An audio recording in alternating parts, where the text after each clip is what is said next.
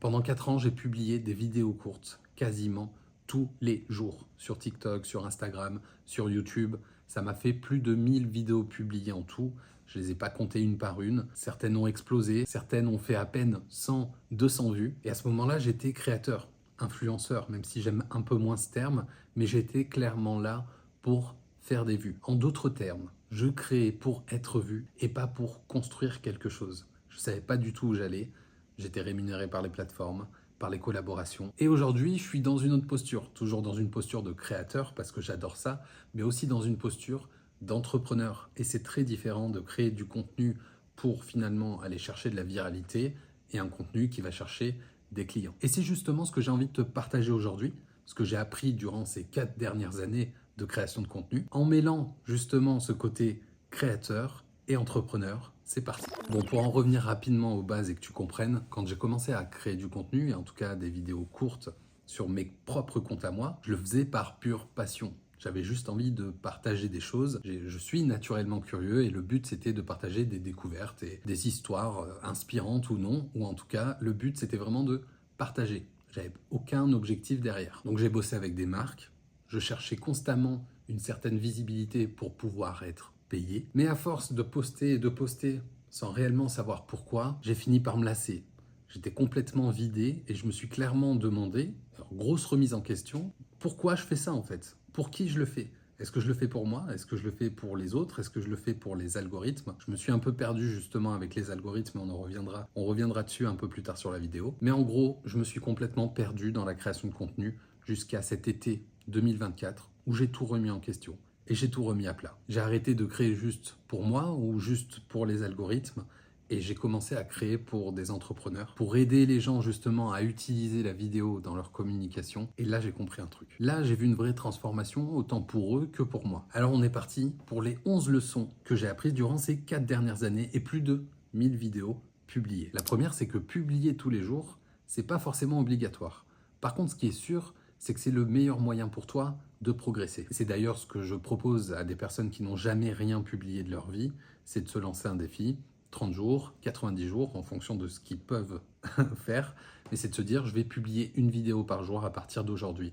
Et à partir du moment où on se met à publier une vidéo par jour, il y a plein de choses qui se passent. Déjà, nos compétences, le fait d'être à l'aise justement devant la caméra si on fait du face cam, il y a aussi des compétences au niveau du montage, et il y a aussi des compétences qui viennent à travers les analyses des vidéos qu'on va faire.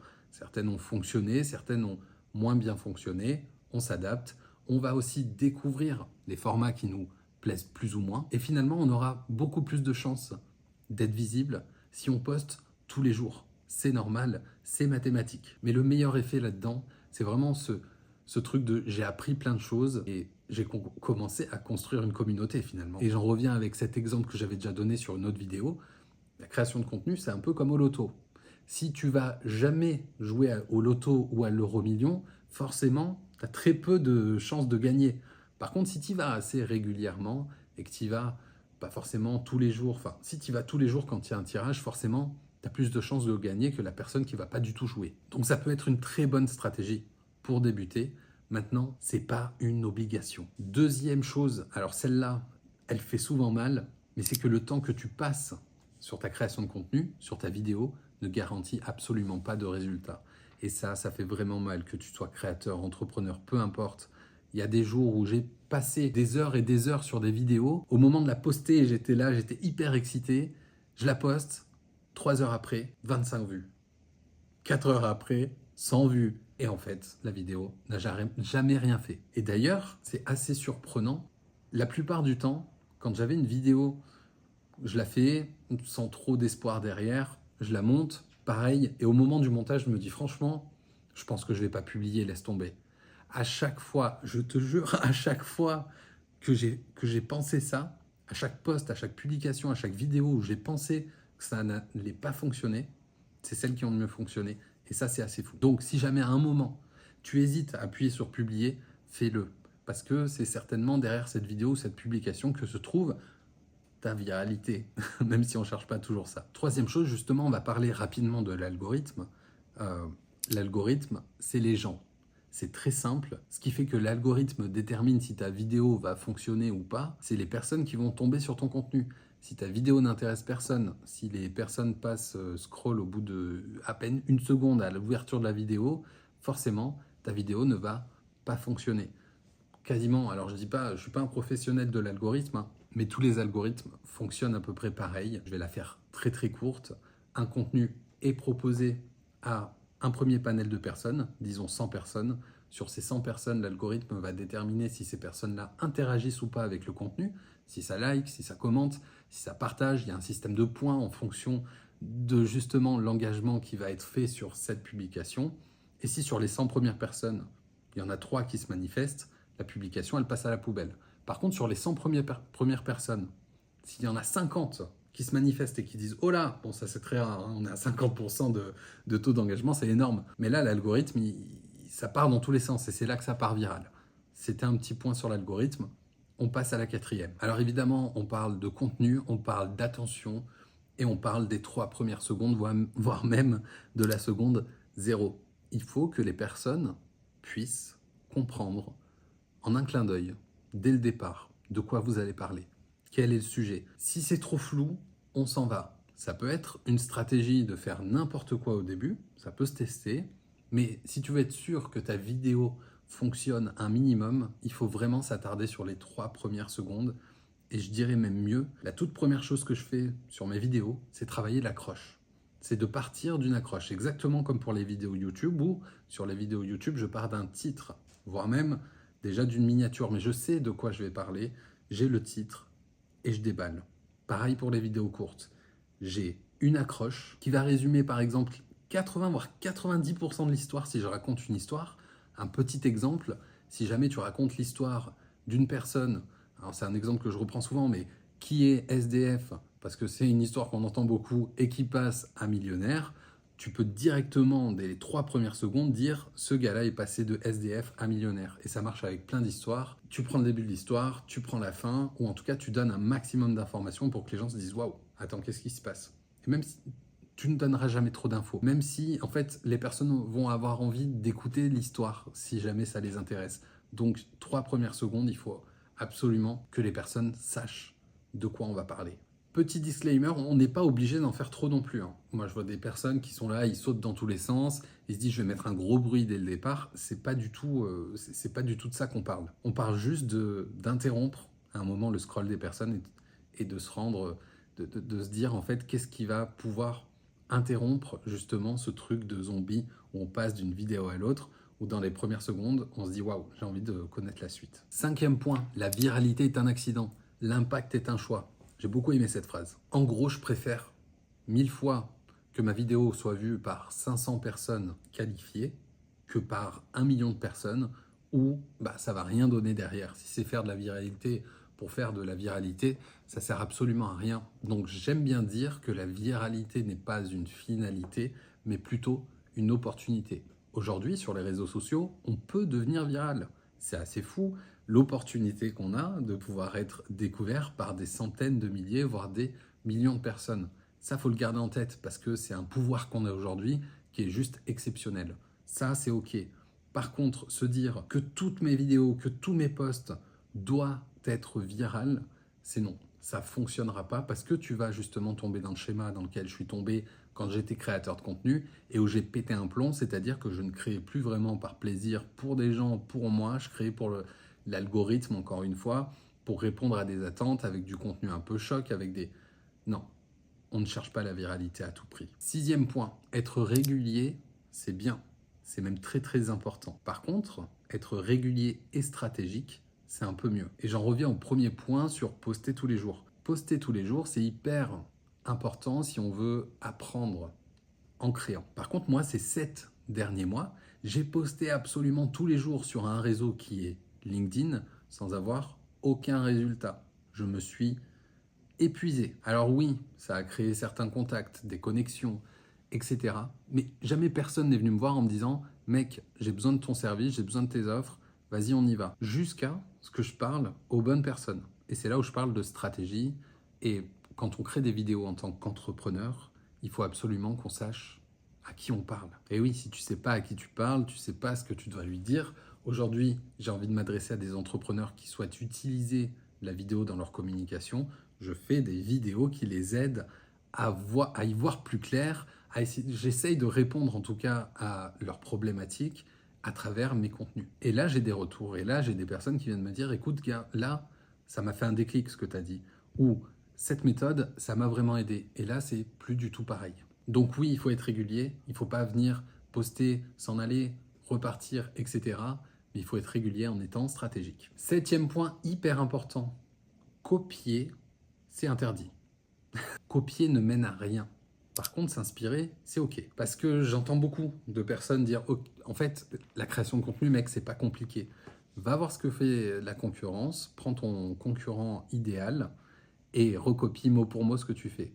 J'ai d'ailleurs été très déçu de voir qu'un des youtubeurs a été dénoncé très récemment parce qu'il a fait du contenu qui a été pompé, mais mot pour mot et script par script. Et je trouve ça horrible parce que le gars, je me suis dit, putain, ça y est, il arrive à percer, c'est trop bien. Et en fait, quand tu regardes son contenu face à l'autre, c'est exactement la même chose. Je trouve ça horrible.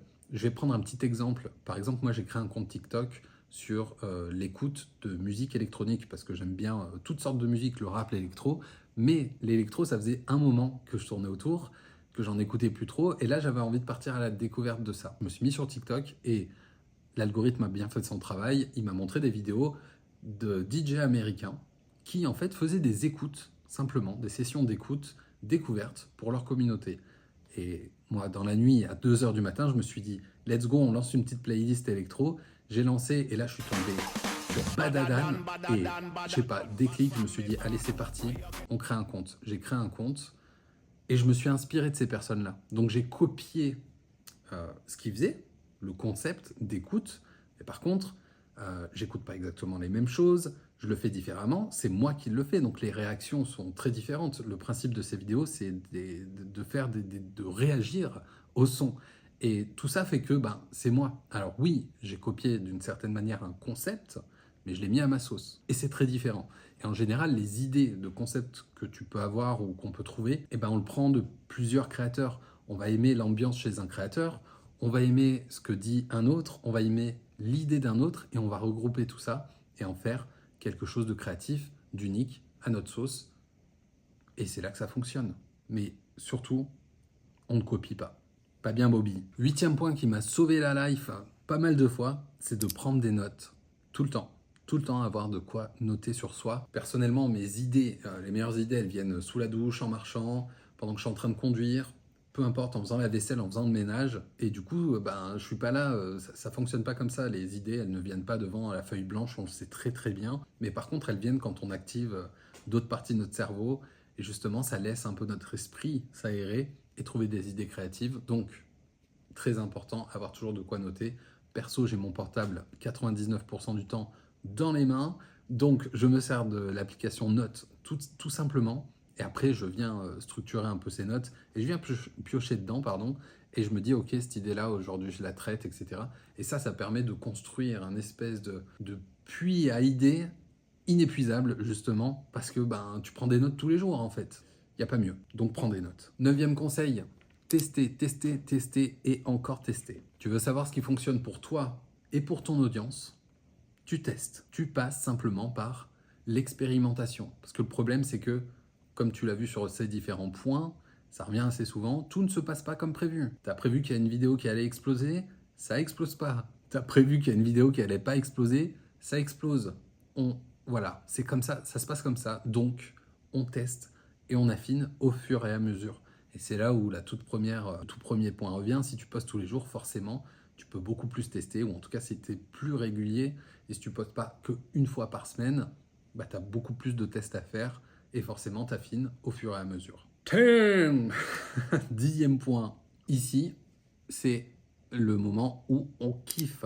Parce que si tu te mets à créer du contenu, accompagné ou non, il va falloir que tu kiffes un minimum le processus. Donc il va falloir que tu trouves un format que tu kiffes, une façon de faire que tu kiffes, ou en tout cas, il faut que tu prennes un minimum de plaisir dans ce que tu fais parce que tu vas devoir le faire assez longtemps. Il y a beaucoup de gens qui abandonnent en création de contenu, c'est clair et net.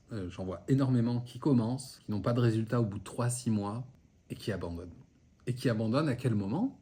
Au moment où il faut continuer. Parce que si on part du principe que tous les deux, on se met à créer des vidéos, demain, top départ, on y va. On se lance pendant 90 jours.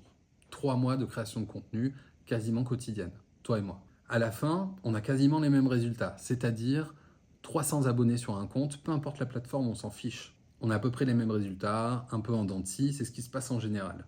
Au bout de 3 mois, il y a toi qui vas te dire « je continue parce que je sens qu'il y a quelque chose à faire et j'y vais, j'ai déjà des premiers retours, c'est plutôt cool, on va essayer d'affiner et de tester encore et encore ». Et il y a moi qui te dis « pas de résultat, j'abandonne ». Au moment où moi je vais abandonner, toi tu vas prendre une putain d'avance. Une putain d'avance parce que là on part sur 2 personnes, mais sur un groupe, allez disons de 100 personnes, je pense qu'il y a au moins 60 à 70% qui abandonnent. T'imagines si tu es dans les 30%? Et encore, on part du principe que sur une plateforme, il y a 99% de personnes qui consomment et un petit pourcent qui créent. Donc autant rester dans ce 1%. Et pour rester dans ce 1%, il va falloir kiffer. Tu vas être obligé de prendre un peu de plaisir à un moment. Et si c'est pas le cas, et si en fait tu te rends compte que tu es en train de faire des trucs qui te plaisent pas, faut pas continuer. Ou alors tu délègues complètement ces tâches, mais si tu prends pas de plaisir, ça ne durera pas très longtemps. La 11e, celle-là, je n'arrête pas de la répéter aussi, c'est arrête de viser la perfection.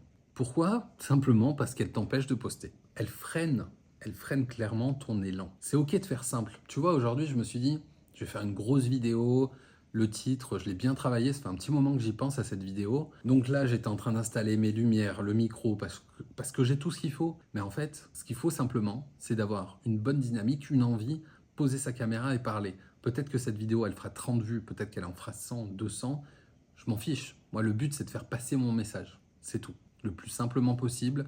Peut-être que le montage sera pas fou. Peut-être que le son sera moins bien que d'autres. Peut-être que la lumière sera moins bien que d'autres vidéos. Tout ça, c'est pas grave au début. On ne vise pas la perfection. On veut juste poster du contenu et faire traverser notre message, partager notre message aux personnes qui sont prêtes à l'entendre. Donc on arrête de peaufiner ses scripts, ses vidéos, ses montages, son texte. On arrête tout ça. On fait simple et surtout on publie. On publie sans chercher la perfection. Petite 12e, petit bonus, petite surprise, parce que celui-là je voulais vraiment en parler, je pense que je vais faire une vidéo là-dessus. C'est que être à l'aise face à la caméra, c'est pas du tout inné. Vraiment, ça s'apprend sur le tas.